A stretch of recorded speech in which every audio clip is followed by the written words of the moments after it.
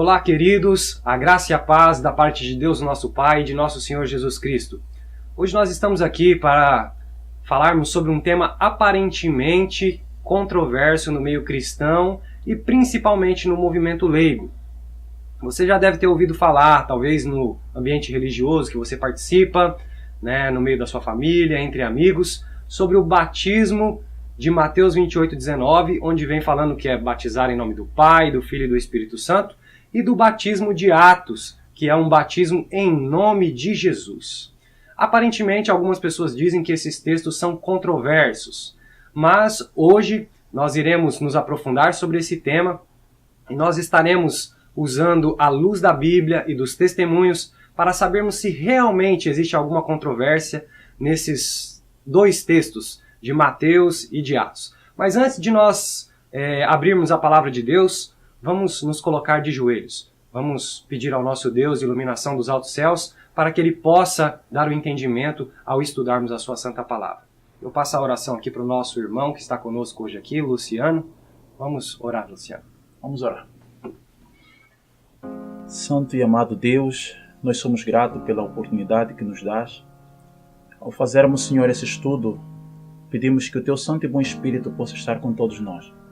Que o Senhor esteja com os nossos queridos amigos e irmãos que estão assistindo esta pequena palestra, esse pequeno estudo, para que nos dê o real entendimento, Senhor. Pois a Sua palavra, ela não se contradiz, mas ela nos conduz nos caminhos certos. Então nos dê a sabedoria para que possamos, Senhor, entendê-la dentro daquilo que é o Seu contexto e a Sua vontade para a nossa vida. Pedimos essas bênçãos em nome de Jesus. Amém.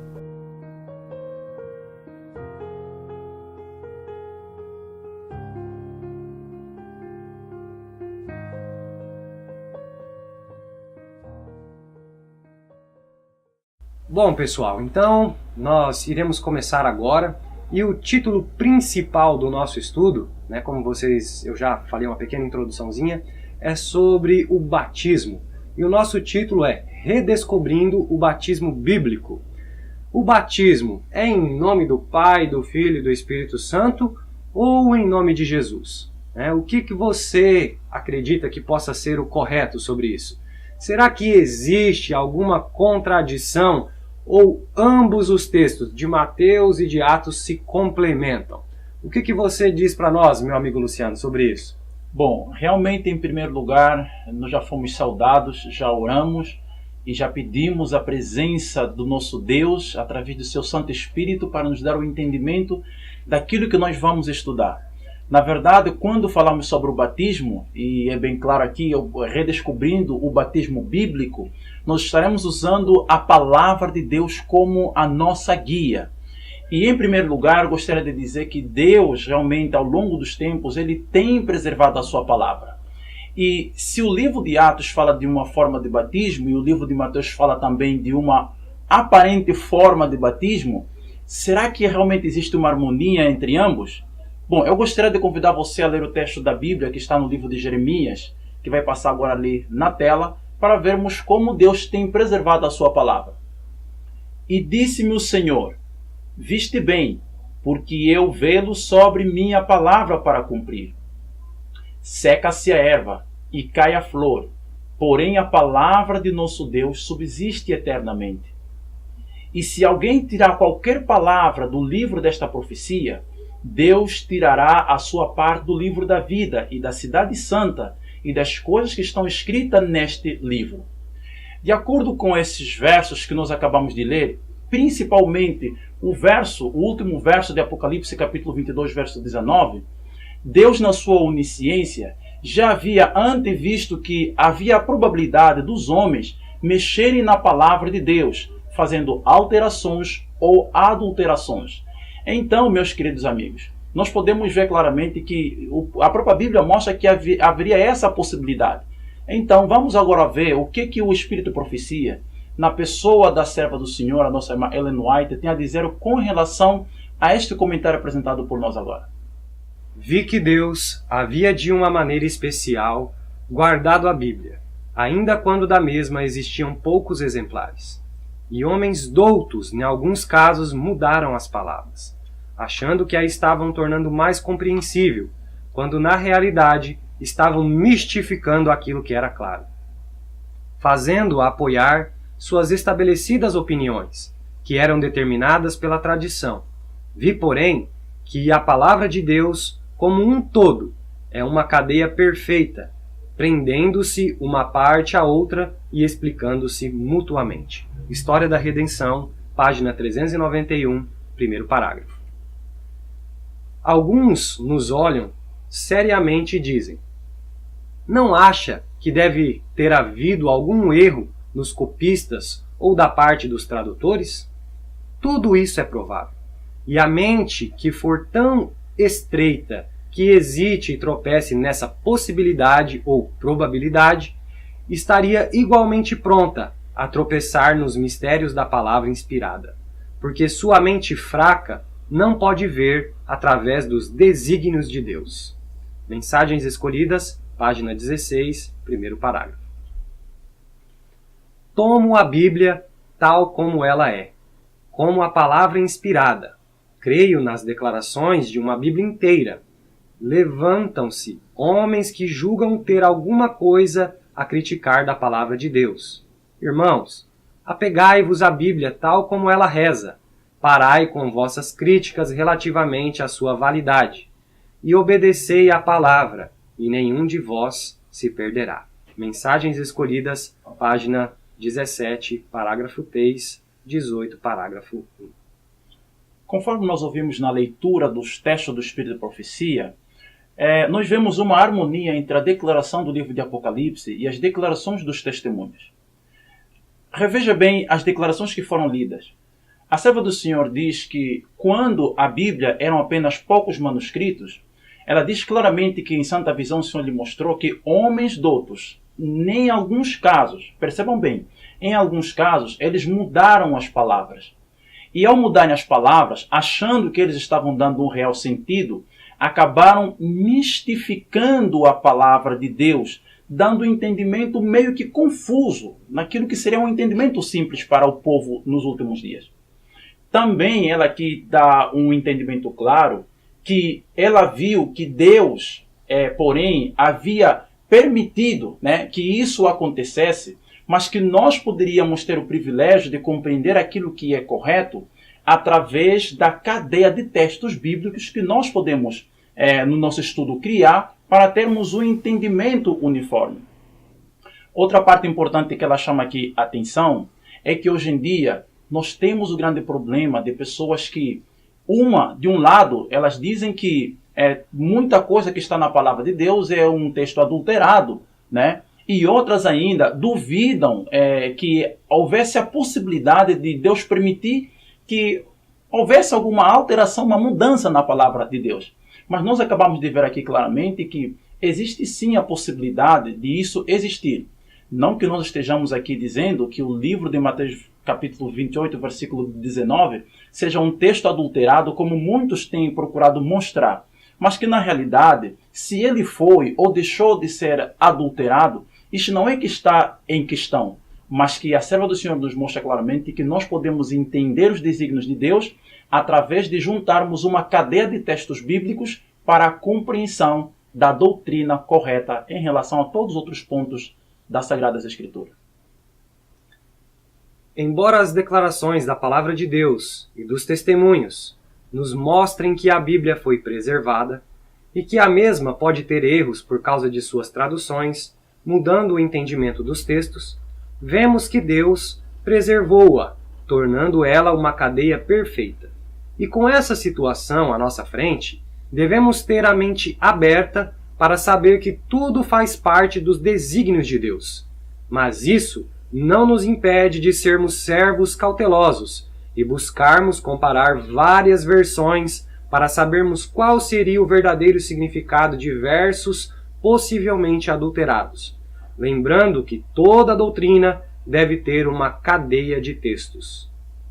Realmente nós podemos ver, por exemplo, nós temos aqui a nossa atrás, conforme vocês podem ver, nós temos uma diversidade de versões da Bíblia.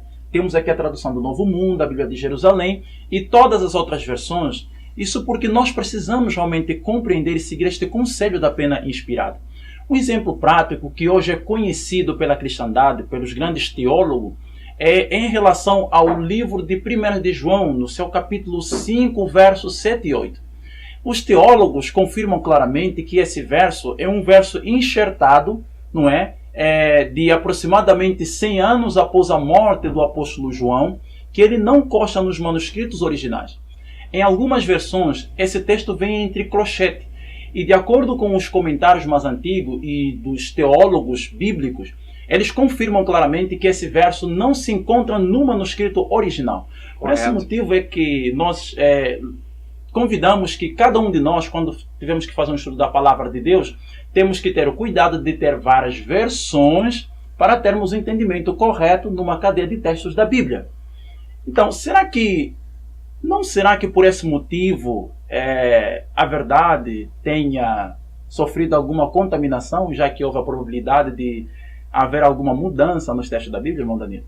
Pois é, então vamos ver a verdade, se ela está pura e incontaminada. Né? Como será? Será que a Bíblia realmente ela ainda permanece pura e incontaminada? Vamos analisar, né, isso daí. De acordo com a primeira parte do estudo, nós vimos que há possibilidades de adulterações na palavra de Deus. Mas isto não quer dizer que essas mudanças possam afetar a pureza da doutrina em sua cadeia de textos. A serva do Senhor, a nossa irmã Ellen White, ela escreve o seguinte no livro Grande Conflito, página 65, no primeiro parágrafo. Entre as principais causas que levaram a Igreja verdadeira a separar-se da Igreja de Roma, estava o ódio desta ao sábado bíblico. Conforme fora predito pela profecia, o poder papal lançou a verdade por terra. A lei de Deus foi lançada ao pó. Enquanto se exaltava as tradições e costumes dos homens, os valdenses foram os primeiros dentre os povos da Europa a obter a tradução das Sagradas Escrituras, centenas de anos antes da Reforma. Possuíam a Bíblia em manuscritos na língua materna. Tinham a verdade incontaminada, e isso os tornava objeto especial do ódio e perseguição. Vemos que a palavra verdade incontaminada no texto acima não se refere ao contexto de que a palavra de Deus naquela época não pudesse ter sofrido modificações em sua tradução ou que a mesma se preservara na mão dos valdenses em hebraico e grego, mas que a Bíblia dos valdenses tinha sido copiada pelos mesmos em sua língua materna.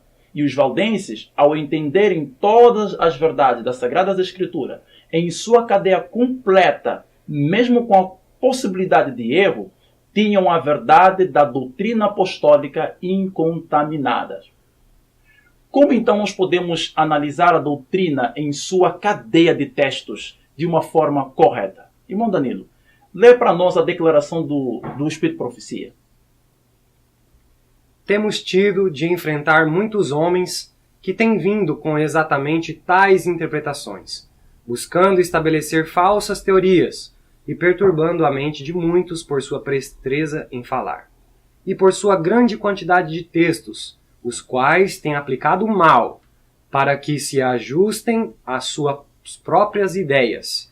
É muito tarde na história dessa terra para levantar alguma coisa nova. Temos também aí, no Grande Conflito, página 599, a Ellen White vem dizendo assim: a linguagem da Bíblia deve ser explicada de acordo com o seu óbvio sentido, a menos que seja empregado um símbolo ou figura. E agora nós vamos entrar numa parte muito importante do nosso estudo. Você já ouviu falar sobre as regras de Miller para interpretação bíblica? Já ouviu no meio adventista alguém comentar sobre isso? Vamos dar uma analisada agora. Primeiros Escritos, página 229. Deus mandou seu anjo mover o coração de um lavrador, que não havia crido na Bíblia, a fim de o levar a examinar as profecias. Anjos de Deus repetidamente visitavam aquele escolhido, para guiar seu espírito e abrir a sua compreensão nas profecias que sempre tinham sido obscuras para o povo de Deus. Primeiros Escritos, página 232. Anjos de Deus acompanhavam Guilherme Miller em sua missão Ele era firme e denodado, proclamando destemidamente a mensagem a ele confiada. Agora nós vamos entrar em um conselho inspirado para aqueles que querem levar a terceira mensagem angélica nos últimos dias. Vamos lá. Aqueles que estão engajados em proclamar a terceira mensagem angélica estão pesquisando as Escrituras usando o mesmo plano que Miller adotou.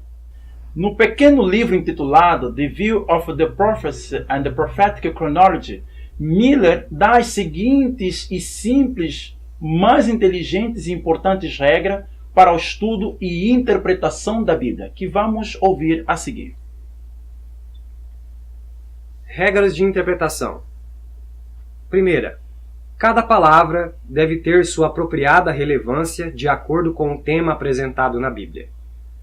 Segunda, toda a Escritura é necessária e deve ser entendida com diligente aplicação e estudo.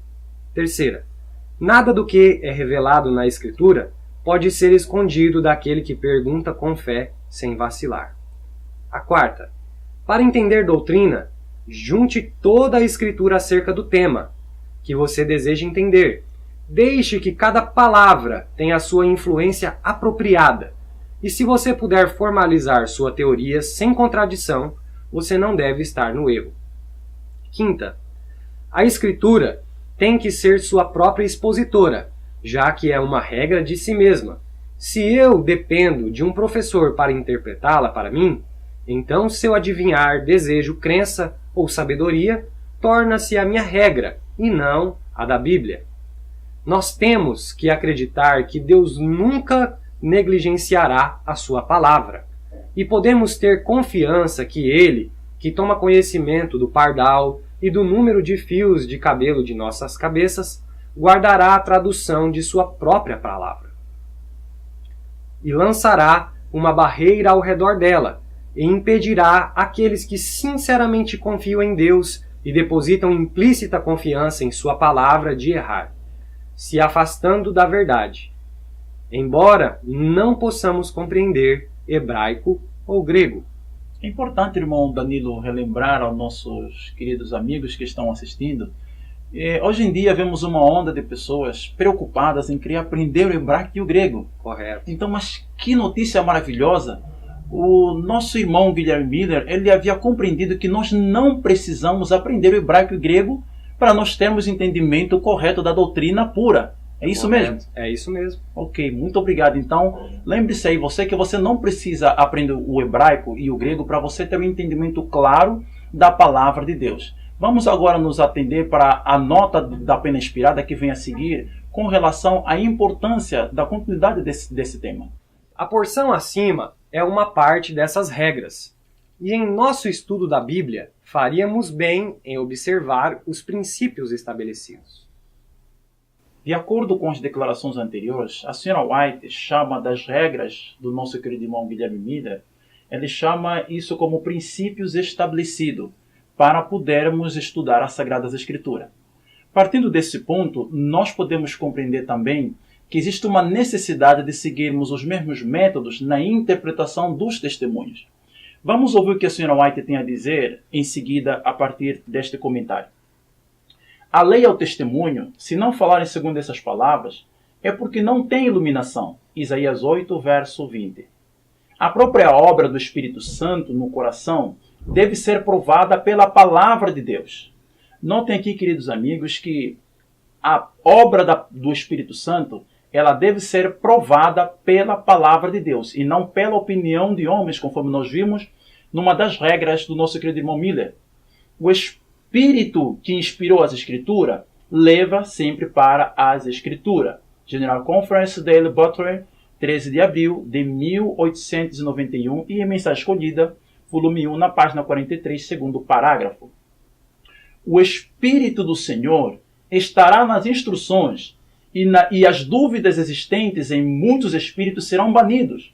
Os próprios testemunhos serão a chave que explicará a mensagem dada dos testemunhos, como o texto escriturístico explicado por textos escriturísticos. Então nós vemos claramente que a serva do Senhor usa a mesma forma, a mesma regra utilizada por Miller nessa última explicação do Mensagem Escolhida na página 42, no segundo parágrafo do volume 1.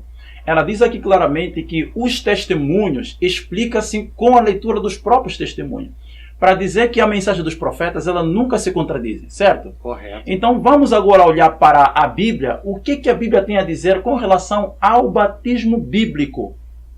Primeiramente, antes de nós começarmos a ler os versos, gostaria de esclarecer aqui que a palavra batismo, conforme vemos aí na tela, do grego, batismo quer dizer baptizo, ou seja, mergulhar, submergir ou afundar em água. A partir desse ponto que nós já temos uma noção do que significa a palavra batismo, porque hoje existem várias formas de batismo. Existe o batismo por aspersão, que é pegar na água e molhar na cabeça. Correto. Existe o batismo pelo fogo, que é apresentado por muitas igrejas neopentecostais. Eles fazem um programa, um ritual, e eles dizem que é o batismo do fogo.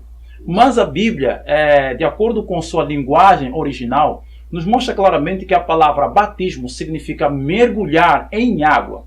Então vamos ver o que a Bíblia tem a dizer sobre isso? Vamos lá.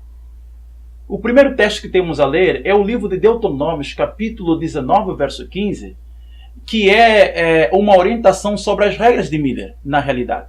Acompanhe conosco esse verso. Uma só testemunha contra alguém não se levantará, por qualquer iniquidade ou por qualquer pecado, seja qual for o pecado que cometeu.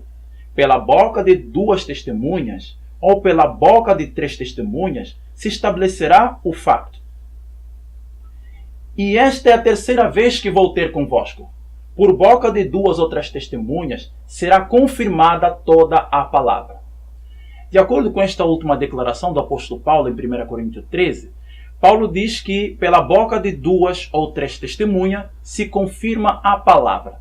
Então nós vamos dar sequência do nosso estudo para vermos claramente se existe uma testemunha clara nas Escrituras que nos ajudará a entender qual realmente é o batismo bíblico que deve ser seguido e praticado pela igreja cristã. Gostaria de fazer lembrar vocês que o nosso querido irmão Danilo, ele leu uma das regras muito importantes que foi apresentada pelo nosso irmão Miller. Miller dizia que nós temos que ter uma cadeia de textos que falem sobre o mesmo assunto. E também num dos pontos ele dizia que a Bíblia deve ser a sua própria expositora. Eu gostaria de chamar a atenção para vocês de um teólogo do nosso século, do século XX, chamado Alejandro Bulón. Neste seu livro, que você vai ver também ali agora na sua tela, ele diz o seguinte, nas páginas 14, notem bem, cada vez que você deseja estudar um determinado estudo, precisa buscar na Bíblia os versos ou capítulos que falam sobre esse assunto. Jamais se pode dizer que a Bíblia diz isto ou aquilo, tendo um só versículo. É necessário ter uma ideia completa do assunto, lendo vários versículos. Então nós vimos claramente aqui que os teólogos confirmam, e eles seguem também até certo ponto, os métodos e regras de Miller. Então nós podemos ver aqui claramente que nós não podemos depender de um verso da Bíblia para dizer que, olha, a Bíblia diz isso e diz aquilo. Então um verso não nos dá uma ideia completa de um assunto em relação aos assuntos doutrinários. Agora vamos nos perguntar, em nome de quem as obras da igreja devem ser feitas segundo as Escrituras? Já que estamos falando de batismo, que é uma das obras e cerimônias da igreja, então como é que a palavra de Deus nos fala com relação às obras que a igreja devia realizar? Acompanhe conosco o texto que vem na tela. E tudo quanto fizerdes, por palavras ou por obras, fazei em nome do Senhor Jesus, dando por ele graças a Deus Pai. Colossenses 3:17. Irmão Danilo, será que quando Paulo está a falar tudo, isso engloba um tudo, inclusive até o batismo? Ah, com certeza, né? Nós não temos dúvida que tudo realmente engloba todas as formas de ação ou formas de palavra que os discípulos iam utilizar. Será que temos mais de uma testemunha na Bíblia confirmando que os batismos na igreja primitiva foram feitos em nome de Jesus? Temos. Vamos analisar, né? Vamos então. Vamos lá. E disse-lhes, assim está escrito, E assim convinha que o Cristo padecesse, e ao terceiro dia ressuscitasse dentre os mortos, e em seu nome se pregasse o arrependimento e remissão dos pecados, em todas as nações, começando por Jerusalém. Lucas 24, 46 e 47. E respondeu-lhes Pedro: Arrependei-vos, e cada um de vós seja batizado em nome de Jesus Cristo, para a remissão dos vossos pecados, e recebereis o dom do Espírito Santo. Atos 2, 38. Os quais, tendo descido, oraram por eles, para que recebessem o Espírito Santo, porque sobre nenhum deles tinha ainda descido, mas somente eram batizados em nome do Senhor Jesus. Atos 8, 15 e 16. E ordenou que fossem batizados em nome de Jesus Cristo. Eles, tendo ouvido isto, foram batizados em nome do Senhor Jesus. Atos 10, 48 e Atos 19, verso 5. Conforme nós acabamos de ler os textos no livro de Atos, a palavra Atos significa as ações dos apóstolos. E o livro de Colossenses 3, verso 17, nos afirma claramente que tudo quanto fizessem, ou seja, palavras e ações, atos, deviam ser feitos em nome de Jesus. E nós vemos claramente que nas ações dos apóstolos, de acordo com o nome recitado na palavra de Deus, lemos mais de uma testemunha, irmão Danilo.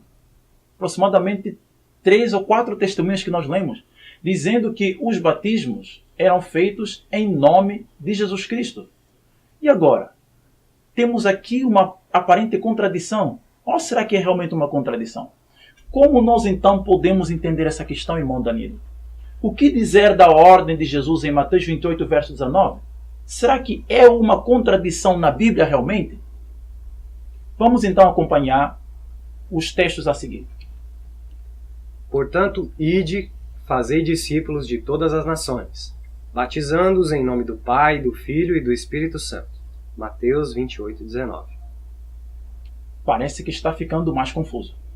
Irmão Danilo, quais então as palavras a serem pronunciadas no batismo? Em nome do Pai, do Filho e do Espírito Santo, ou em nome de Jesus? Em o livro O Desejado de Todas as Nações, página 178, a serva do Senhor nos diz: Os discípulos de João, porém, olhavam com ciúmes a crescente popularidade de Jesus. Estavam prontos a criticar-lhe a obra, e não tardou muito que se lhes deparasse ocasião. Surgiu entre eles e os judeus uma questão quanto ao batismo, se este servia para purificar do pecado. Afirmavam que o batismo de Jesus diferia essencialmente do de João. Em breve, travaram discussão com os discípulos de Cristo acerca das palavras próprias para serem usadas no batismo e, afinal, quanto ao direito deles de batizar. Assim, poucos eram os que estavam prontos a aceitá-lo como salvador do pecado. Mas aquele que aceitou o seu testemunho, esse confirmou que Deus é verdadeiro. Aquele que crê no Filho tem a vida eterna. Nenhuma necessidade de discussão quanto a se o batismo de Cristo ou o de João purificava do pecado.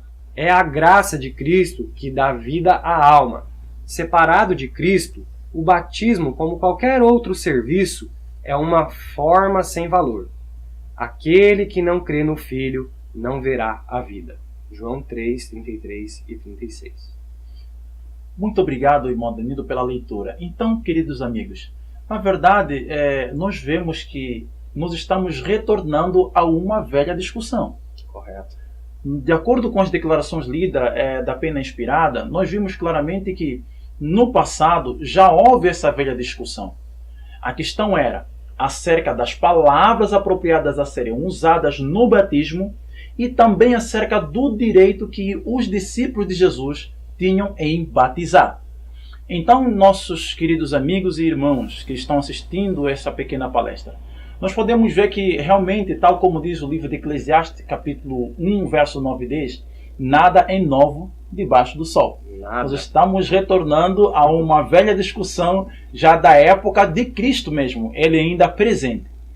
Nós temos conosco aqui uma lição de escola sabatina do ano 1908, na época em que a serva do Senhor, ainda em vida, acredito eu que ela tenha estudado essa lição.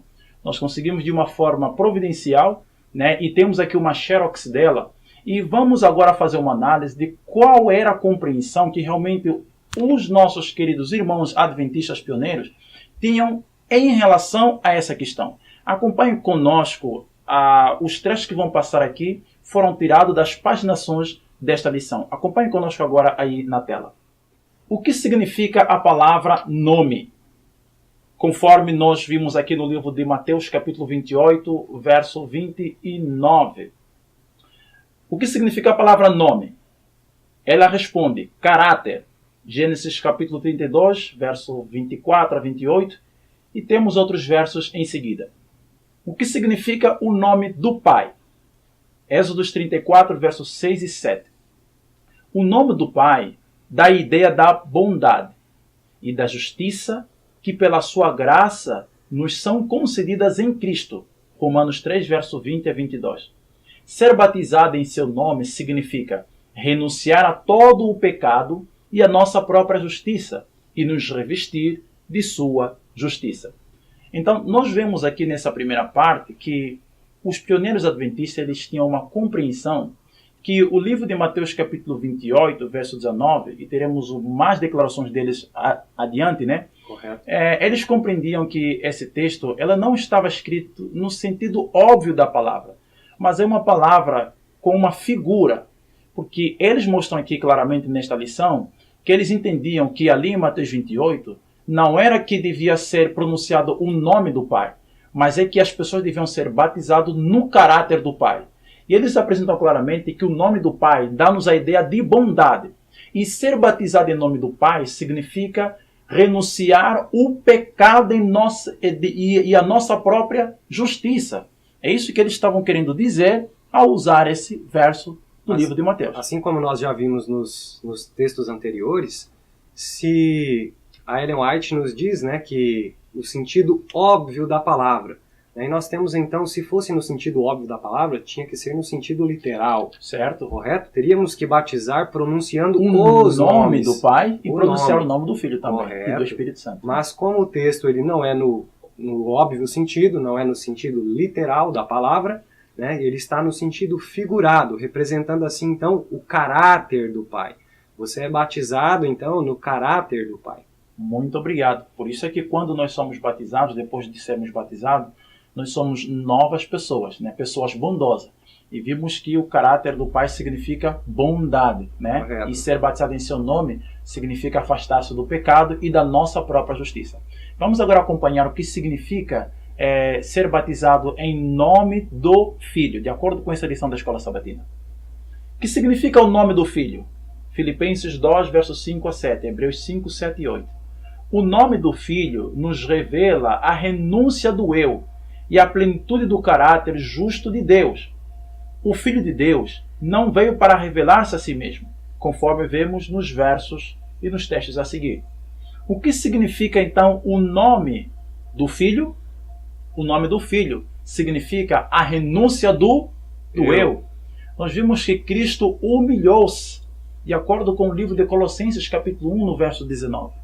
O Filho, ele, com a natureza divina que ele tinha, que ele possuía lá no céu, ele humilhou-se e se fez carne. Paulo ainda diz que ele se fez pecado por nós, assumindo a natureza pecaminosa. Então nós vemos que ser batizado em nome do Filho significa a renúncia do eu. Precisamos morrer para nós mesmos. Que maravilhoso amor, né? Maravilhoso amor, indescritível amor. Então vamos prosseguir o que significa ser batizado em nome do Espírito. Antes de nós irmos para o que os pioneiros entendiam. Qual é o nome do Espírito Santo? Será que você sabe? O Espírito Santo tem nome? Vamos acompanhar então o que nos diz aqui a declaração da lição. O que significa o nome do Espírito? Ele dá a ideia do poder. Vocês perceberam? O Espírito aqui não é no contexto de nomenclatura, é de caráter. Nos dá a ideia do caráter do poder de Deus. Conforme nós vemos aqui na lição da Escola Sabatina. Vemos aqui na ressurreição dos mortos, vemos aqui o Salmos 104, verso 30, nos habilita para o serviço, de acordo com Atos, capítulo 1, verso 8. Então, meus queridos amigos, que significação então tinha esse batismo para os seguidores de Cristo naquela época? A lição também nos responde: assim, meus irmãos, também vós estáis mortos para a lei pelo corpo de Cristo, para que sejais de outro, daquele que ressuscitou dentre os mortos, a fim de que demos frutos para Deus. Segundo esta lição, nós vemos claramente que os pioneiros adventistas, eles tinham uma compreensão clara sobre esse assunto. Então, qual era o entendimento dos pioneiros adventistas do sétimo dia sobre Mateus 28, verso 19? Por que eles faziam sempre menção deste capítulo, irmão Danilo? Vamos lá, vamos ver então o que Uriah Smith pensava sobre isso. Somos batizados em nome do Pai, do Filho e do Espírito Santo, Mateus 28, 19. Por essa expressão, manifestamos nossa crença na existência de um único Deus verdadeiro, na mediação de seu Filho e na influência do Espírito Santo. O modo é imersão. Isso é provado pelas definições acima e pela maneira e circunstâncias dos batismos do Novo Testamento. Mateus 3, Marcos 1, João 1, Atos 8 e Romanos 6. O batismo segue fé e arrependimento. Marcos 16, 16. Agora nós vamos ver o que pensava Tiago White, esposo de Ellen White, sobre o batismo.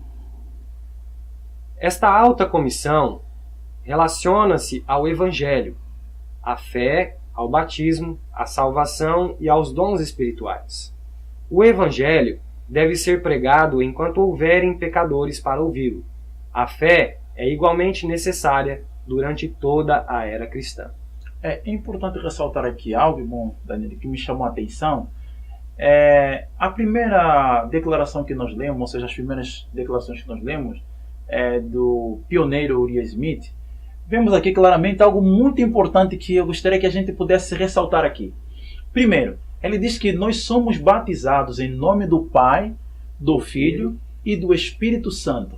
E ele continua dizendo as seguintes palavras: por essa expressão, percebam bem o sentido gramatical, por essa expressão manifestamos nossa crença.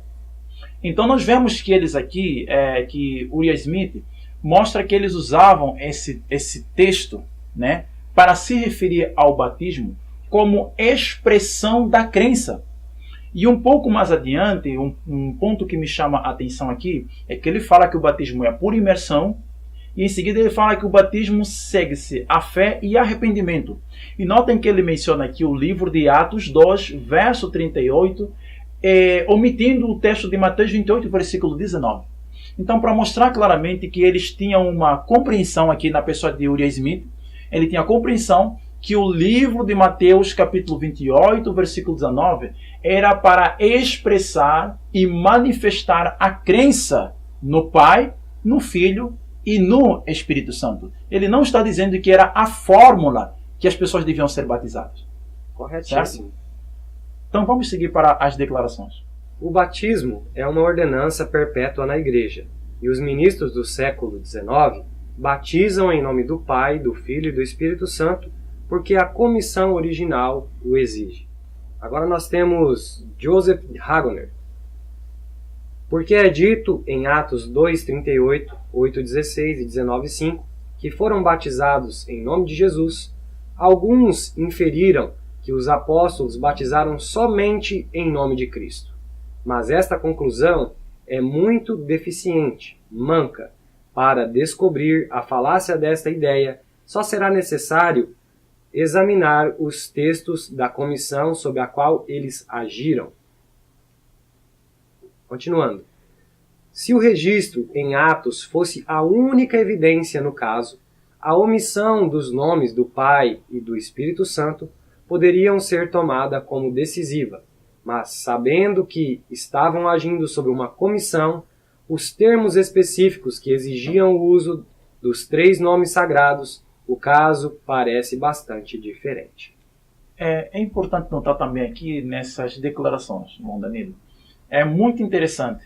Esse trecho que nós acabamos de ler aqui do Joseph Wagner, que é o Wagner pai, chama-nos a atenção um ponto muito importante. Diz aqui, porque é dito em Atos 2, 38, 8, 16 e 19, 5, que foram batizados em nome de Jesus. Alguns inferiram que os apóstolos batizaram somente em nome de Cristo. Mas essa conclusão é muito deficiente, ou seja, manca. Para descobrir a falácia dessa ideia, só será necessário examinar os termos da comissão sob a qual eles agiram.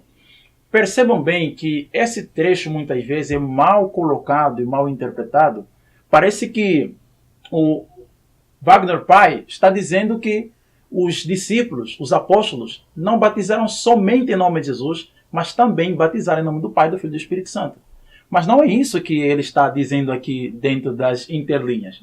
Por quê? Nós sabemos que o estudo da palavra deve ser um pouco aqui, um pouco ali. E a Bíblia deve ser a sua expositória. Já vimos um pouco anteriormente, nos textos que nós lemos, que existem mais de uma testemunha mostrando que os discípulos batizavam em nome de Jesus. E não há nenhuma menção, nem sequer com dados históricos, afirmando que os discípulos batizaram em nome do Pai, do Filho e do Espírito Santo. Mas eu gostaria de chamar a atenção de que o Wagner pai, ele está dizendo que os discípulos não somente batizavam em nome de Cristo. O que é a palavra não somente? Isso significa dizer que quando eles batizavam, eles não chegavam e batizavam somente, mas eles faziam alguma coisa antes da realização do batismo. Veja um pouco abaixo na última declaração. Ele diz, para descobrir a falácia dessa ideia, só será necessário examinar os termos da comissão sob a qual eles agiram. Eles agiram fazendo o quê? Batizando em nome de Jesus, eles agiram, mas os termos da grande comissão estavam sobre a ação que eles realizavam, que era batizar em nome de Jesus. Ou seja, eles pronunciavam que eles receberam a ordem, as credenciais, que é batizar em nome do Pai, do Filho e do Espírito Santo, e batizavam em seguida em nome de Jesus. Esse é o entendimento que eles realmente tinham. Não há dois lados igualmente corretos em qualquer dúvida. Nenhum texto das Escrituras deve ser tomado sozinho, quando outros falam sobre o mesmo assunto. Os dois aqui citados, que nós estamos comentando, né, pessoal, sobre Mateus e Atos, os dois citados, em uma grande comissão e o outro em sua realização, concordam em seu testemunho, e eles nos ensinam isso. Esse texto é esclarecedor. Mais uma vez aqui a gente faz uma paradazinha, porque é incrível, meus queridos amigos. Não é isso, irmão Danilo? É incrível. Porque ele diz aqui que não há dois lados igualmente corretos em qualquer dúvida. E hoje as pessoas dizem assim, bom, vocês não podem afirmar somente que o batismo é em nome de Jesus, porque também os pioneiros batizavam em nome do Pai, do Filho e do Espírito Santo. E eles dizem assim, quando se batiza em nome do Pai, do Filho e do Espírito Santo, também está se batizando em nome de Jesus. E quando se batiza em nome de Jesus, também está incluído o Pai, Filho e Espírito Santo. E o Wagner pai, ele diz que não há dois lados igualmente corretos, enquanto existe dúvida, né? Não há dois lados contraditórios, sendo ao mesmo tempo verdade. Tá? Ele diz que aqui nenhum texto das Escrituras deve ser tomado sozinho quando outros falam sobre o mesmo assunto. Percebam que ele está seguindo o mesmo método das regras de Miller. Correto. Assim também usou a serva do Senhor. Ela disse que testemunho explica-se com testemunho. Então é para vermos que havia uma harmonia de pensamento entre os pioneiros e a serva do Senhor. Agora, o que nós temos que analisar é se realmente temos que pegar somente um texto, certo? Correto? O de Mateus 28:19 ou os textos de Atos. Bom, aqui a gente dá para ver que temos que pegar os dois, porque ele aqui explica, ele diz, os dois aqui citados, Mateus 28 e Atos 2, um na grande comissão O que é grande comissão? É as credenciais, um na grande comissão e o outro em sua realização. Então quer dizer que eles realizavam em nome de Jesus, mas sob a autoridade do Pai, do Filho e do Espírito Santo. Corretíssimo. Vamos ao próximo texto. A fé vem antes do batismo, de acordo com os termos da grande comissão. Devemos ter fé no nome de Cristo antes que possamos ser batizados em seu nome. Nem todo aquele que está imerso na água, mesmo após a fórmula dada pelo Salvador, é batizado em nome de Cristo, de acordo com o significado da frase da Escritura. Um hipócrita, destituído de fé e piedade, pode estar tão imerso, ainda não foi batizado dentro da intenção da ordenança. Há outra expressão que não é tão suscetível de ser mal interpretada como a de ser batizado em nome de Cristo, isto é, sendo batizado na morte de Cristo. Isso é necessário para o batismo cristão. Se isso for cumprido, a ordenança é administrada de acordo com sua verdadeira intenção. Estamos muito longe de permitir que haja a sombra de um conflito entre essas duas expressões. Insistimos que a verdade é encontrada na harmonia do testemunho das Escrituras. Quando temos tudo o que as Escrituras dizem em um determinado ponto, então temos toda a verdade sobre esse ponto. E somos livres para expressar nossa opinião de que, se o original fosse mais uniformemente traduzido em seu nome, como ele é processado em sua morte, o significado seria mais evidente para o leitor geral. Irmão Danilo, a gente percebe aqui, mais uma vez, né, a continuidade do pensamento do Wagner Pai. Percebam que ele primeiro, nos primeiros, ele fala que os dois citados, os dois textos, um na grande comissão e o outro em sua realização, concordam em seu testemunho e eles nos ensinam isso. Na sequência, ele diz que a fé vem antes do batismo, de acordo com os termos da grande comissão. Os termos da grande comissão, Jesus aí diz que vão e batizam no nome do Pai, do Filho e do Espírito Santo, ou seja, no caráter do Pai, do Filho e do Espírito Santo. As pessoas deviam expressar fé na grande comissão. Eles deviam, como expressão de fé, dizer que eles creem no Pai, que creem no Filho e que creem no Espírito Santo.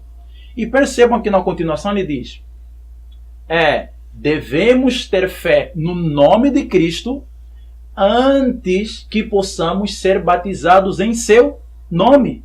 Percebam que Joseph Wagner, ele diz claramente que deviam ter fé em Cristo antes de ser batizado em seu nome. Então isso, até certo ponto, embora não tenhamos uma testemunha clara, escrita historicamente, de um rito ou de uma cerimônia de batismo dos pioneiros, mas a partir dessa declaração a gente consegue perceber que eles entendiam que o batismo é em nome de Jesus e creio eu que eles o faziam em nome de Jesus. Ele continua dizendo que nem todo aquele que está imerso em água, mesmo após a fórmula dada pelo Salvador, é batizado em nome de Cristo, né? E ele continua dizendo na outra paginação que a expressão que nos é tão suscetível de ser mal interpretada como a de ser batizada em nome de Cristo, isso é sem dúvida na sua morte. E o que é ser batizado então? Pois é, se você vai ser batizado na morte de Cristo, você tem que pronunciar o seu nome. Porque como que você, ao estar sendo imerso, né, ali na água, vai ser batizado em alguém que não morreu ali, que não está representando aquele ato? Não tem como, né? E ele termina aqui, na última declaração dele, que me chamou mais a atenção estamos muito longe de permitir que haja a sombra de um conflito entre essas duas expressões. Parece que ele estava familiarizado com... Para os leigos e todo o restante da cristandade que acredita que esses textos eles são contraditórios, olha só o que os pioneiros nos dizem. né? Estamos muito longe de permitir que essas duas expressões tenham conflito entre elas. Que é quando se permite que a Bíblia, né, seja a sua própria expositora. Aí você vai ter a verdade pura e incontaminada. E ele termina com o pensamento, irmão Danilo, que me chama a atenção. Insistimos que, olhe bem, que ele fala de insistência. Insistimos que a verdade é encontrada na harmonia dos textos das Escrituras. Quando temos tudo o que as Escrituras dizem em um determinado ponto, então temos toda a verdade sobre esse ponto. E somos livres para expressar nossa opinião de que, se o original fosse mais uniformemente traduzido em seu nome, como ele é processado em sua morte, o significado seria mais evidente para o leitor geral. Então quer dizer que nós temos que pegar o texto de Mateus 28:19 e o texto de Atos e temos que fazer com que eles harmonizem. Certo? Correto? Agora, como fazer isso?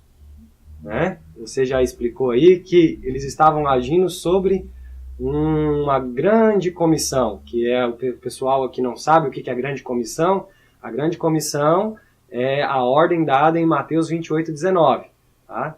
E nós vemos aí que temos uma grande comissão e nós temos aí também, ele vem falando ali no texto atrás, o Uri Smith, vem falando na realização. Certo. Correto? Vamos ver agora então aí como que seria isso daí. Vamos prosseguir. Vamos ver o que John Andrews fala sobre isso. A grande comissão sob a qual os ministros de Cristo agora pregam o Evangelho é assim: portanto, ide, fazei discípulos de todas as nações, batizando-os em nome do Pai, do Filho e do Espírito Santo, ensinando-os a guardar todas as coisas que eu vos tenho mandado. E eis que eu estou convosco todos os dias, até a consumação dos séculos. Mateus 28:19. Essa comissão coloca o batismo depois da pregação da palavra de Deus. Os homens hão de ser batizados depois de terem recebido a verdade de Deus nos seus corações. Continuando, o batismo cristão é o batismo na água em nome do Pai, do Filho e do Espírito Santo. Ele é distinto do batismo do Espírito Santo. Cristo comissionou seus discípulos a batizarem na água em seu nome, mas nenhum homem pode batizar com o Espírito Santo. Somente Cristo pode fazer isso. O batismo na água é um dos atos ordenados para a remissão dos pecados. O batismo do Espírito Santo é um presente especial de Deus para aquele que o procuram de todo o coração. Percebam que se nós lermos de acordo com a ordem cronológica das paginações, vamos perceber que John Andrews, ele cria que o batismo era em nome de Jesus. Ele não está dando ênfase de que o batismo era pronunciado em nome do Pai, do Filho e do Espírito Santo. Primeiro vem a grande comissão e depois vem a realização, conforme nós vimos na declaração de Joseph Wagner, que é a última declaração que ele deu. Vamos aqui ressaltar que ele vem falando assim, ó: os homens hão de ser batizados depois de terem recebido a verdade de Deus em seus corações. Certo? Qual é a verdade de Deus que ele está se referindo aqui? É a grande comissão. Correto? Certo? Eles tinham que crer nessa no Pai, grande comissão, no Filho e no Espírito Santo. No caráter do Pai, do Filho e do Espírito Santo. Então, dando sequência, o John Andrews diz que o batismo na água é feito em nome de Jesus Cristo, não é? E ele fala aqui que somente Cristo pode fazer isso. Por quê? Porque ele diz aqui que somente ele perdoa os pecados. E o Espírito Santo é um dom que nós recebemos. Isso nos faz lembrar uma declaração que está na própria Bíblia, que nós lemos há pouco. Atos 2, verso 38. O que Pedro disse? Arrependei-vos e cada um de vós seja batizado em nome de Jesus, e depois fará o quê? Receberá o dom e oferta do Espírito Santo. Então vemos claramente que John Andrews, ele cria conforme o livro de Atos, capítulo 2, verso 28. Nós temos que frisar aí que Cristo comissionou seus discípulos a batizarem na água Em seu nome. em seu nome. Ele mencionou aqui. Olha, se houve uma grande comissão e depois Cristo comissionou, né, os discípulos a batizarem em seu nome, né, nós temos que entender que uma era a autoridade que foi dada sobre os três poderes, né, que é o Pai, o Filho e o Espírito Santo, e em seguida eles batizavam em nome de Jesus porque era o símbolo que representava a morte e a nova criatura, correto? Vamos continuar então. Agora nós temos aí um texto da nossa irmã Ellen White, Testemunhos Seletos, volume 2, página 389, que nos diz assim: o rito do batismo e o da ceia do Senhor são dois monumentos comemorativos, colocados um fora e outro dentro da igreja. Sobre essas ordenanças, Cristo inscreveu o nome de Deus, do Deus verdadeiro, fazendo do batismo o sinal de entrada para o seu reino espiritual. Temos também uma outra declaração também importantíssima, que vem falando assim, Testemunhos Seletos, volume 2 também. Cristo o estabeleceu como condição positiva a qual tem de atender os que desejam ser reconhecidos como estando sobre a jurisdição do Pai, do Filho e do Espírito Santo. Antes que o homem possa obter abrigo na igreja, antes de transpor mesmo o limiar do reino espiritual de Deus, deve receber a impressão do nome divino, o Senhor, justiça nossa. Que incrível declaração, irmão Danilo. A serva do Senhor fala aqui que o batismo é o sinal de entrada para o seu reino espiritual. E nós vemos claramente aqui mostrando que sobre essas duas ordenanças, a Santa Ceia e o batismo, Cristo inscreveu o nome do Deus verdadeiro.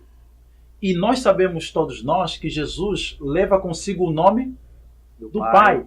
E o que ele fala no livro de João capítulo 16, verso 4? Ninguém vem ao Pai senão por mim. Então, nós percebemos claramente que é através do nome de Jesus, mas sob a jurisdição. O que é a palavra jurisdição? No dicionário, a palavra jurisdição significa autoridade, poder ou influência. Então, sobre o poder, sobre a autoridade, sobre a influência do Pai, do Filho e do Espírito Santo, nós temos entrada através de Jesus Cristo. Vamos prosseguir então com as declarações. No batismo, somos dados ao Senhor como um vaso para ser usado. O batismo é a mais solene renúncia ao mundo. E o eu, por profissão, morto para uma vida de pecado. As águas cobrem o candidato, e na presença de todo o universo celestial, o compromisso mútuo é feito. No nome do Pai, do Filho e do Espírito Santo, o homem é depositado em sua sepultura de água, enterrado com Cristo, no batismo e ressurgido da água para viver uma nova vida de lealdade a Deus. Os três grandes poderes do céu são testemunhas. Eles estão invisíveis, mas presentes. O preconceito dos judeus foi despertado porque os discípulos de Jesus não usaram as palavras exatas de João no rito do batismo. João batizou ao arrependimento, mas os discípulos de Jesus, na profissão de fé, batizaram em nome do Pai, do Filho e do Espírito Santo. O que é isto, profissão de fé? Profissão de fé é uma ação que você toma, né, falando das suas convicções, correto? Você vai tornar público aquilo que você acredita. Certo. Então isso significa dizer que as pessoas, antes de serem batizadas, eles devem expressar publicamente a fé que têm no Pai, no Filho e no Espírito Santo. E em seguida serem batizados em nome de Jesus Cristo. É isso? Correto. Né? Como que a nossa irmã Ellen White aqui deixou tão claro, né? Ó, os discípulos de Jesus, na profissão da fé, né? Porque a gente, hoje no batismo que nós temos hoje, em toda a cristandade, é feito primeiro a profissão de fé para depois efetuar-se o batismo da pessoa, né? Então a pessoa tem que demonstrar primeiro no que ela crê. E naquela época, com certeza, os judeus, acredito eu, que criam que existia um Deus, criam no Espírito Santo, mas não queriam aceitar que Cristo era o Filho de Deus. Então, para eles poderem ser batizados no batismo de Jesus, eles tinham que acreditar que Cristo era o Filho de Deus. Amém. Que maravilhoso. Vamos prosseguir então? Os ensinamentos de João estavam em perfeita harmonia com o de Jesus, mas seus discípulos ficaram com ciúmes pelo medo de sua influência estar diminuindo. Uma disputa surgiu entre eles e os discípulos de Jesus em relação à forma das palavras próprias para usar no batismo. E, finalmente, sobre o direito ou autoridade do último para batizar. Deviam os discípulos levar avante sua obra no nome de Cristo. Cada uma de suas palavras e atos deviam atrair a atenção sobre seu nome, como possuindo esse poder vital pelo qual os pecadores podem ser salvos. Sua fé devia centralizar-se naquele que é a fonte de misericórdia e poder. Em seu nome, deviam apresentar suas petições ao Pai e receberiam resposta. Deviam batizar no nome do Pai, do Filho e do Espírito Santo. O nome de Cristo devia ser a senha, a insígnia, o laço de união, a autoridade para sua norma de prosseguimento e a fonte de seu sucesso. Nada devia ser reconhecido em seu reino que não trouxesse seu nome em inscrição. Atos dos Apóstolos, página 15 e 16.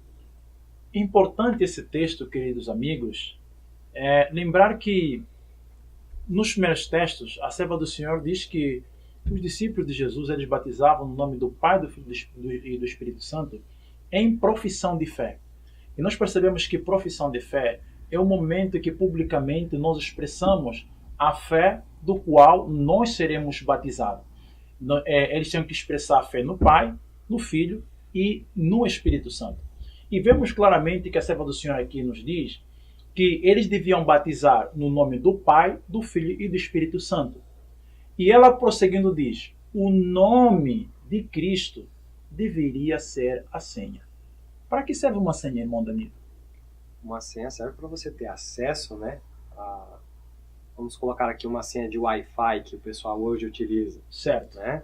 Serve, se você colocar a senha, você vai ter o acesso à internet ali daquele lugar, né?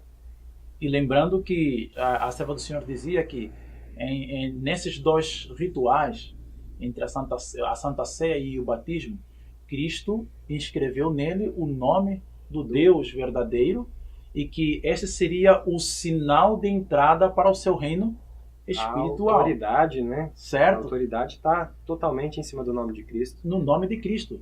Aqui então, na sequência do texto aqui, ó. Realmente. Né, nós temos aqui, ó, a insígnia. Além de ser a senha, seria a insígnia, o laço de união e a autoridade para a sua norma de prosseguimento. Prosseguimento do quê?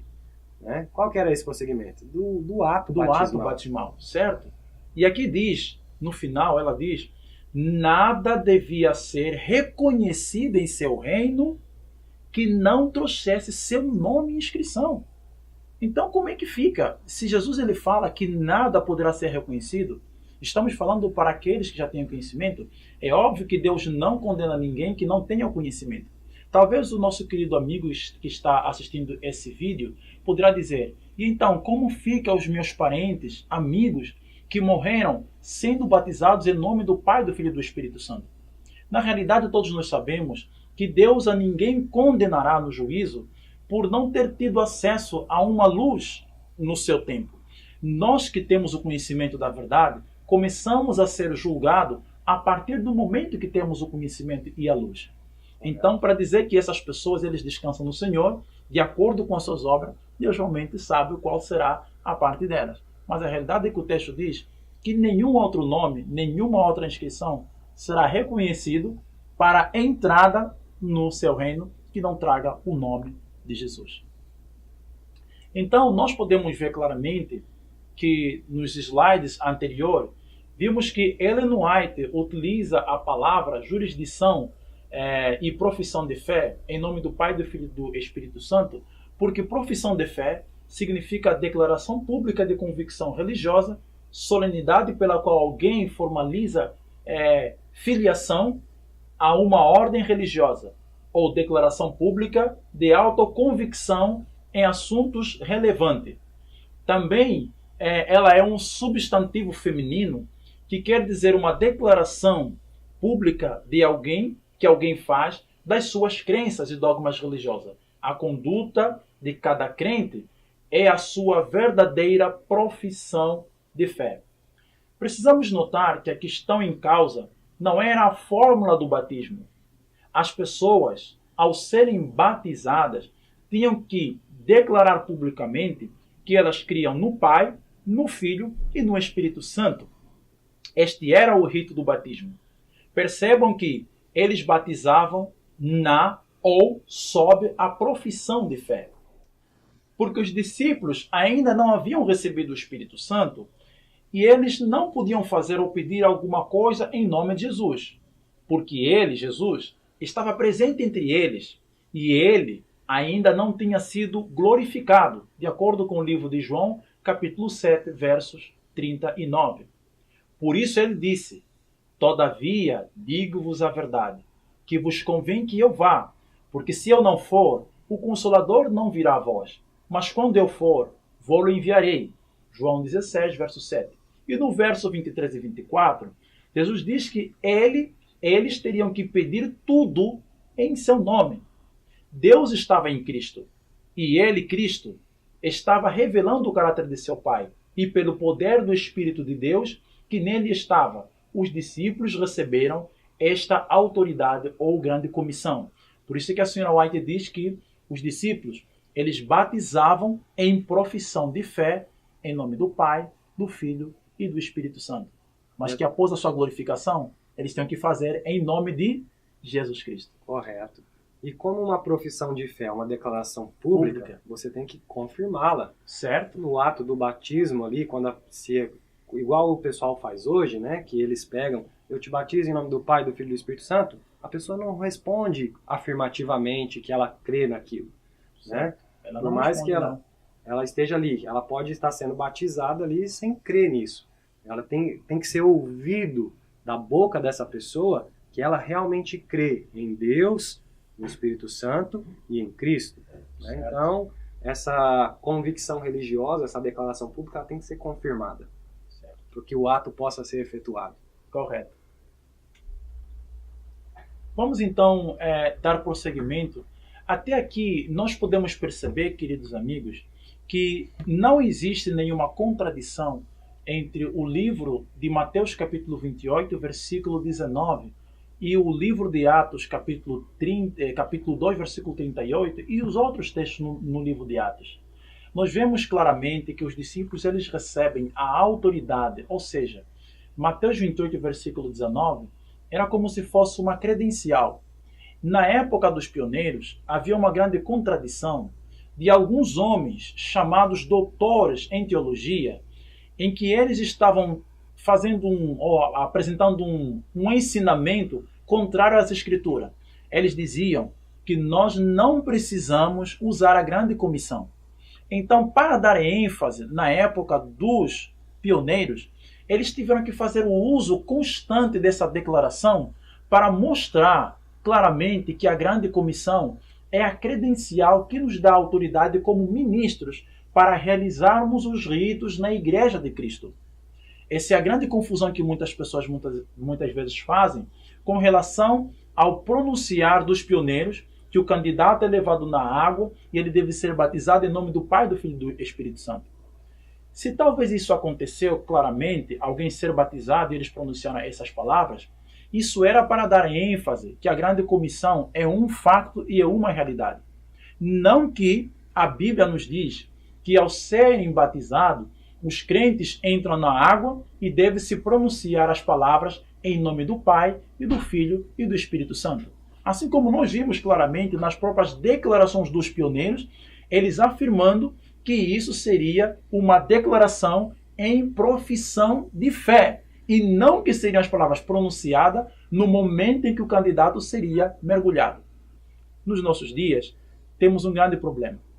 Nós temos aqui um livro intitulado E Haverá um Só Rebanho, escrito pela Igreja Católica. Ela fala aqui sobre as normas e doutrinas e prática do ecumenismo. Aqui neste livro, eles nos chamam a atenção de um ponto, na página 250, eles dizem que os batismos válidos no cristianismo devem ser feitos em nome do Pai e do Filho e do Espírito Santo. Percebam que este batismo hoje é para unir as igrejas em ecumenismo, porque todos eles já têm o conhecimento que a palavra em nome do Pai, do Filho e do Espírito Santo é a grande comissão. Mas só que, além de ser a grande comissão, eles procuram trazer que é o que une as igrejas para formar um ecumenismo. E nós hoje precisamos ressaltar e informar para o mundo todo, para os nossos queridos irmãos, que a grande comissão já está aceita por todos. Não é a mesma realidade que no tempo dos pioneiros. Correto. Então hoje precisamos dar ênfase para o batismo verdadeiro de acordo com a cadeia dos textos da Bíblia. E a cadeia dos textos bíblicos é batizar em nome de Jesus. Observemos o que a pena inspirada tem a dizer em relação a tudo isto. Danilo, lê-nos o texto, faz favor. Não há desculpas para alguém tomar a posição de que não há mais verdades a serem reveladas, seja ele quem for, nem a de que as nossas explicações da Escritura estejam sem erro. Grandes verdades que têm sido negligenciadas e invisíveis desde o dia de Pentecoste brilharão da palavra de Deus em sua pureza original. O Espírito Santo revelará aos que verdadeiramente amam a Deus verdades que tenham se apagado da mente, e também revelará verdades que são inteiramente novas. É de notar, irmão Danilo, que essa declaração da pena inspirada é de suma importância aqui.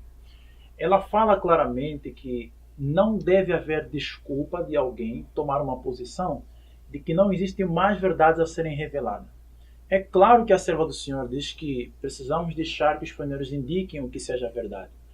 Mas ela também afirma aqui claramente, né, ela não está se contradizendo, tá? Correto. Porque tudo que os pioneiros realmente atestaram como parte das doutrinas fundamentais que fazem de nós adventistas do sétimo dia, ela sempre esteve em harmonia, porque era uma cadeia de textos da palavra de Deus.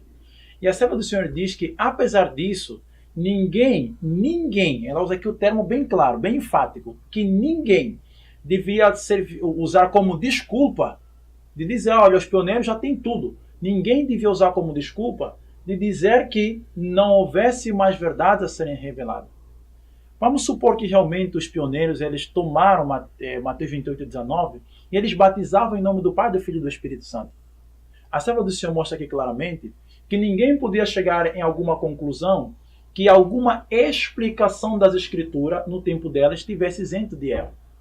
Atenção que ela não está falando das doutrinas, não está falando de explicação das Escrituras. Ela mostra aqui claramente que essa possibilidade existiria e que grandes verdades que têm sido negligenciadas e invisíveis, olha o que ela diz, desde os dias de Pentecostes. E quais são essas verdades nos dias de Pentecostes? Nós lemos no Atos dos Apóstolos, após o dia de Pentecostes, os discípulos batizaram em nome de Jesus, anunciando o primeiro evangelho, trazendo o arrependimento dos pecados, a remissão dos pecados, né, no coração dos homens, crendo primeiro que existia o Pai, o Filho e o Espírito Santo, e eles batizavam em nome de Jesus. Certo? Correto. A Bíblia é a nossa única regra de fé e doutrina, e não há nada mais apropriado para vigorizar a mente e fortalecer o intelecto do que o estudo da Palavra de Deus. Quando a Palavra de Deus for estudada, compreendida e obedecida, uma luz brilhante se refletirá sobre o mundo. Novas verdades, recebidas e postas em prática, ligar-nos-ão em fortes laços a Jesus. A Bíblia, e a Bíblia tão só, deve ser nosso credo, o único laço de união. Todos os que se submeterem a essa santa palavra estarão em harmonia entre si. Nossos próprios pontos de vista e ideias não devem controlar nossos esforços. O homem é falível, mas a palavra de Deus é infalível. Em vez de lutar uns com os outros, exaltem os homens ao Senhor.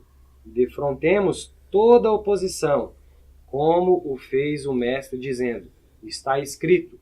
Ergamos o estandarte no qual está escrito: a Bíblia, nossa regra de fé e disciplina. Irmão Danilo, será que, fazendo uso das palavras da pena inspirada, nós estaríamos, desta forma, desmerecendo os testemunhas? Fazendo da Bíblia como a nossa regra de fé? Com certeza não, né? É claro que não.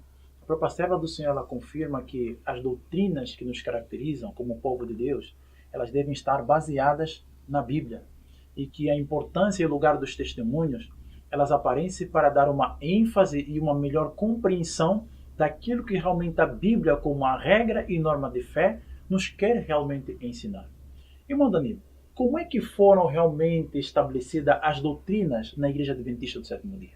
Vamos ler Mensagens Escolhidas, vamos saber isso aí agora. Volume 1, página 207. Muitos de nosso povo não reconhecem quão firmemente foram lançados os alicerces de nossa fé. Meu esposo, o pastor Joseph Bates, o pai Pierce, o pastor Ryan Edson e outros que eram inteligentes, nobres e verdadeiros, achavam-se entre os que, expirado o tempo em 1844, buscavam a verdade como a tesouros escondidos. Que maravilhosa declaração! É lamentável dizer que esta declaração se aplica a muitos de nós. Muitos do nosso povo não reconhecem quão firmemente foram estabelecidos os alicerces de nossa fé. E ela faz aqui menção de vários homens, incluindo seu esposo, pastor Bates, pai Pierce e o pastor Ryan Edson. Esses homens, ela chama de homens que eram inteligentes, nobres e verdadeiros. E nós vimos claramente em várias declarações dos pioneiros mostrando que eles tinham uma harmonia de pensamento. Eles criam que a grande comissão precisava ser levada avante. Eles criam que os crentes tinham que ter fé em Cristo antes de serem batizados em Cristo, em nome de Jesus. E vimos também aqui claramente que a serva do Senhor nos mostra que o nome de Jesus deve servir de senha, insígnia e sinal de autoridade para todos aqueles que querem fazer parte do seu reino. Por isso ele diz que ninguém vem ao Pai, senão por mim. Agora nós vamos trazer para os nossos queridos amigos uma cena muito interessante que aconteceu bem na nossa época. Foi nos anos 1955. Isso aconteceu nos Estados Unidos. Tanto é que isso serviu de manchete de revista na revista Times daquela época, do dia 5 de dezembro de 1955, conforme você vê ali na tela, que a matéria foi apresentada, e eles trouxeram um dado histórico muito importante que chamou a nossa atenção. Isso é um dado histórico que foi tirado do século, do ano 100, né? Primeiro século. No primeiro século da Igreja Cristã, contando que naquela época os cristãos batizavam em nome de Jesus Cristo. E nesse ano, nos Estados Unidos, em 1955, um homem foi batizado na mesma ordem. E eles dizem assim: entre esses dois batismos, em Roma, no ano 100 depois de Cristo, e nos Estados Unidos, na semana passada, estende-se aproximadamente 20 séculos de história cristã, no decorrer das guerras santas e heresia, das corrupções e reforma, dos triunfos dos santos e das vitórias dos céticos. A pequena companhia da fé se espalhando através do mundo cristão. Tenham dado a si próprios nomes estranhos e tenham adorado o Pai, o Filho e o Espírito Santo com concessões e omissões que terminam chocando os cristãos da Roma primitiva. Notem para esta declaração da matéria desta revista. Ela diz que os cristãos da época, eles não adoravam Deus Pai, Deus Filho e Deus Espírito Santo. Que isso, se os cristãos da época da igreja primitiva soubessem disso, ele diz aqui que isso traria a eles um sentimento desagradável e triste ao aperceberem que hoje o cristianismo está seguindo uma ordem diferente.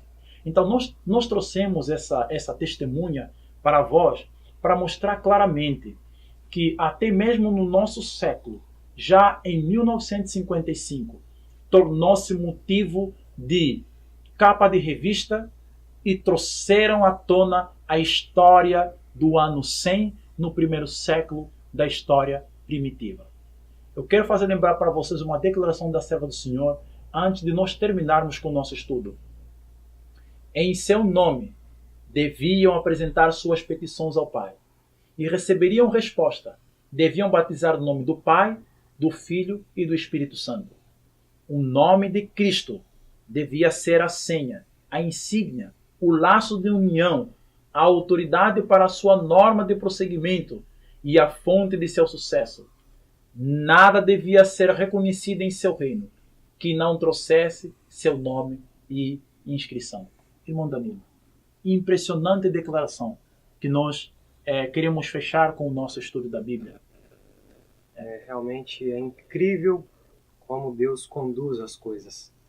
Nós sabemos que, como lemos lá no começo do nosso estudo, nós devemos confiar em sua palavra, devemos confiar que, por mais que o texto de Mateus, muitos dizem, Mateus 28:19, muitos digam aí que é um texto adulterado, mas a maioria das evidências é que ele é na forma que ele está escrito, batizado em nome do Pai, do Filho e do Espírito Santo.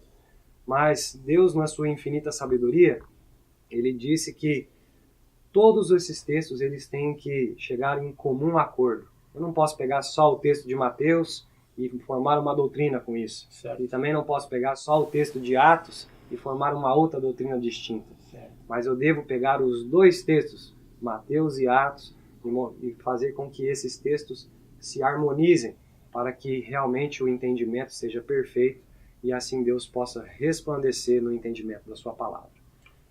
Muito obrigado, nossos queridos amigos, por terem estado ali do outro lado assistindo este vídeo. Dizer que, de acordo com os textos e as declarações que foram lidas, não existe contradição, não existe nenhum conflito entre o texto de Mateus capítulo 28 e 19 e os batismos no livro de Atos. Eles se harmonizam. Um é a ordem, as credenciais, a grande comissão, do qual os crentes deviam expressar fé, e a outra é a realização, o cumprimento. Eles tinham que ser batizados no nome de Jesus, porque eles tinham que fazer parte do corpo de Cristo. Eles tinham que estar unidos em Cristo e ser participantes da morte e ressurreição de Cristo. E a palavra de Deus nos diz claramente que ninguém vem ao Pai senão por Cristo. Todas as coisas estão debaixo do seu nome, sob a autoridade do nome de Cristo. Diz-nos a palavra de Deus que o Pai a ninguém deu autoridade de julgar senão ao Filho. Todas as coisas, dizia ele no verso 18 de Mateus capítulo 28, é-me dado todo o poder no céu e na terra. E ele no final então diz, portanto, ide, fazei discípulos de todas as nações, batizando-os em nome do Pai, do Filho e do Espírito Santo. Arrependei-vos e cada um de vós seja batizados em nome de Jesus para a remissão dos vossos pecados e recebereis o dom do Espírito Santo. E Paulo termina no livro de Colossenses capítulo 3, versículo 17, dizendo: e tudo quanto fizerdes, por palavras ou por obra, fazei-o em nome do Senhor Jesus, dando por ele graça a Deus, o Pai. Que o Senhor nos possa abençoar, que Ele nos possa dar o seu discernimento, para que realmente possamos fazer a vontade do nosso Pai através de Jesus Cristo. Vamos então agora terminar com o nosso estudo.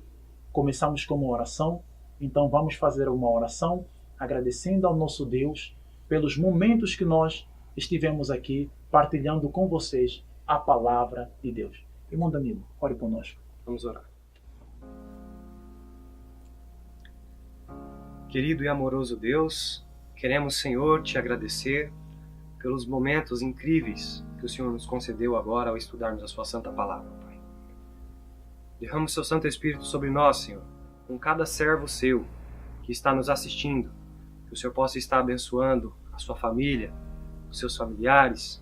Que o Senhor possa também trazer, se ele está passando por alguma dificuldade, que o Senhor possa trazer paz, consolo a esse coração.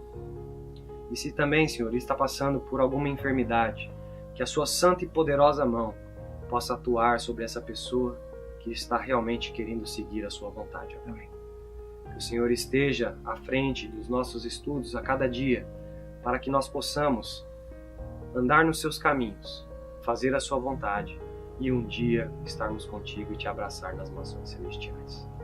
Que o Senhor perdoe os nossos pecados e aumente a nossa fé em Ti. É o que nós te pedimos, em nome de Jesus. Amém. Amém.